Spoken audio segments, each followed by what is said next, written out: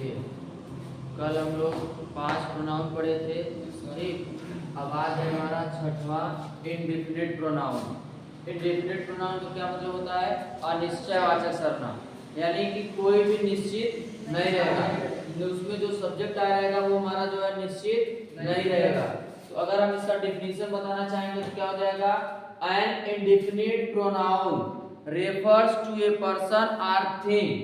An indefinite pronoun refers to a person or thing in general way. क्या हो जाएगा? In general way. General way का मतलब क्या है? सामान्य रूप से नहीं बताएगा, ठीक। क्या बताएगा? सामान्य रूप से। And does not refers to a person or thing in particular. In particular सामान्य रूप से बताएगा, लेकिन पार्टिकुलर व्यक्तिगत नहीं बताएगा, ठीक। व्यक्तिगत हमारा नहीं बताएगा।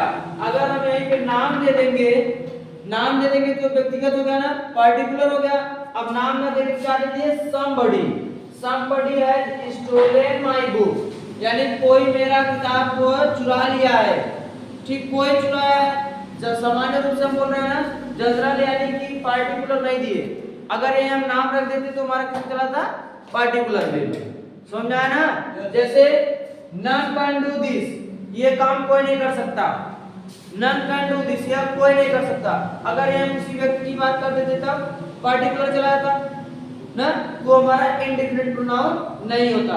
अगर कभी भी आप लोगों को एग्जाम में कहीं भी किसी भी एग्जाम में देगा पूछने के लिए, तो एग्जाम्पल दिया रहेगा, आप लोगों को सिर्फ बताना ही है कि कौन सा प्रोनाउन है। जैसे somebody आ गया तो कौन सा प्रोनाउन बताएंगे आप लोग? Indefinite pronoun. none आ गया कौन सा प्रोनाउन? Indefinite pronoun. all आ गया कौन सा प्रोनाउन? Indefinite pronoun. many आ गया कौन सा प्रोनाउन? Indefinite pronoun. one आ गया कौन सा प्रोनाउन? Indefinite pronoun. nothing आ गया इंडेफिनिट प्रोनाउन। यानी कि अगर उसमें नाम न दिया रहेगा, पार्टिकुलर की बात नहीं करेगा, तो हमारा किसमें जाएगा? इंडेफिनिट प्रोनाउन में। आया समझे? अगला है हमारा डिस्ट्रीब्यूटिव प्रोनाउन, व्यष्टिवाचक सर्वनाम।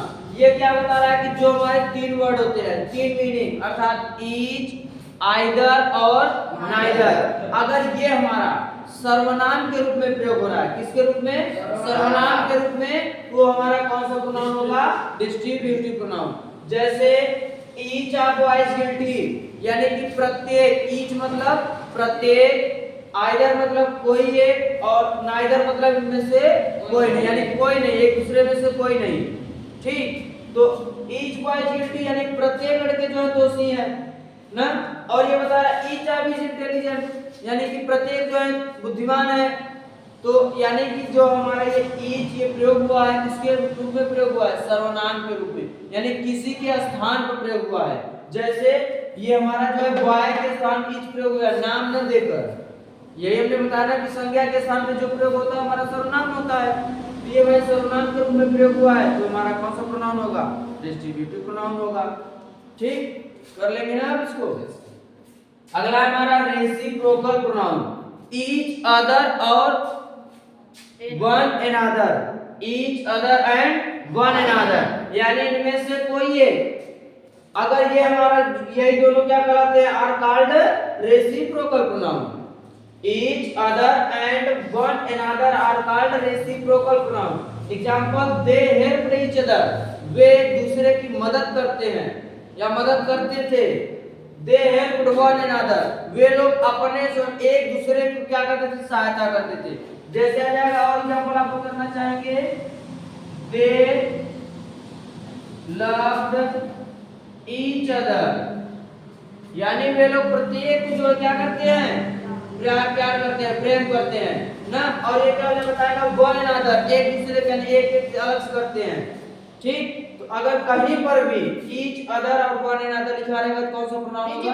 Distributive pronoun. हां, each, other and one another reciprocal pronoun होगा। सिर्फ अगर ईच, आइदर और नाइदर लिखा रहेगा तो हमारा होगा डिस्ट्रीब्यूटिव प्रोनाउन, ठीक।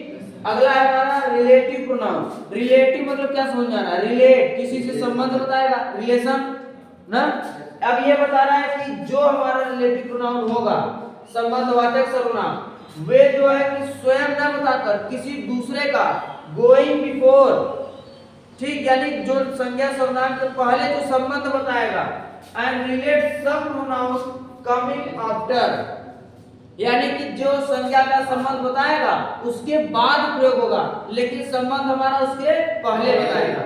जैसे the boy who said this is truth, वो कौन लड़का था जो ये कहा सत्य है ना। संबंध बताने, लड़के का संबंध बताया, तो ये हमारा संबंध जब भी बताएगा किसमें जाएगा, रिलेटिव प्रोनाउन। हमने पहचानने का तरीका बताया था, हु, होम, व्हिच, दैट, ये सब आएगा ना, जो हमारा कौन सा होगा, रिलेटिव प्रोनाउन। ठीक, जैसे अगर आ जाएगा यहाँ पर लिख देंगे और take anything that you like, take anything that you like, यानी कोई भी चीज ले लीजिए जो तुमको पसंद हो। संबंध बताया ना, जो आपको पसंद हो कोई भी चीज ले लीजिए, तो ये कौन सा प्रोनाउन होगा, रिलेटिव प्रोनाउन। और लास्ट है हमारा इंट्रोगेटिव प्रोनाउन, प्रश्नवाचक सर्वनाम। इसमें क्या लिखा गया है, फॉर आस्किंग, पूछने के लिए, क्या, क्वेश्चन, अर्थात and interrogative pronoun are used for asking question is called an interrogative pronoun. ठीक, क्या होगा, and interrogative pronouns are used for asking question, प्रश्न पूछने के लिए। जैसे हु आर यू, तुम कौन हो, व्हाट इज योर नेम, तुम्हारा क्या नाम है। ठीक, in which class do you read, कुछ भी पूछ लेगा प्रश्न में, तो हमारा कौन सा प्रोनाउन होगा, इंट्रोगेटिव प्रोनाउन। अब अगर कंफ्यूजन आ रहा है, सर जी इसमें भी हु आ रहा है और इसमें भी हु आ रहा है, तो कैसे जाने कि हमारा रिलेटिव प्रोनाउन इंट्रोगेटिव प्रोनाउन है ना। तो जो हमारा प्रश्न पूछेगा, चाहे हु रहे, होम रहे, बीच रहे, कुछ भी रहे, वो पहले रहेगा। क्या रहेगा, पहले। और अगर बीच में कहीं भी आएगा तो क्या रहेगा, रिलेटिव प्रोनाउन। समझ में आया, रिलेटिव इंट्रोगेटिव समझ लेंगे ना। किसी को कोई डाउट, इंडेफिनिट प्रोनाउन क्या बताया हमारा, पार्टिकुलर नहीं रहेगा, इंडेफिनिट प्रोनाउन पार्टिकुलर नहीं रहेगा। डिस्टिंक्ट प्रोनाउन क्या बताया कि ईच, आइदर और नाइदर से प्रयोग हो रहा है, तो हमारा क्या होगा, डिस्ट्रीब्यूटिव प्रोनाउन। ईच अदर और one another, each other and one another से प्रयोग रहेगा, तो हमारा क्या होगा, रेसिप्रोकल प्रोनाउन। किसी के बारे में किसी का संबंध बताएगा तो क्या होगा, रिलेटिव प्रोनाउन। इंट्रोगेटिव प्रोनाउन क्या होगा, जो प्रश्न पूछेगा, जिससे प्रश्न पूछा जाएगा, वो हमारा क्या होगा, इंट्रोगेटिव प्रोनाउन। आया समझ में ना, आप लोग कर लेंगे सभी लोग।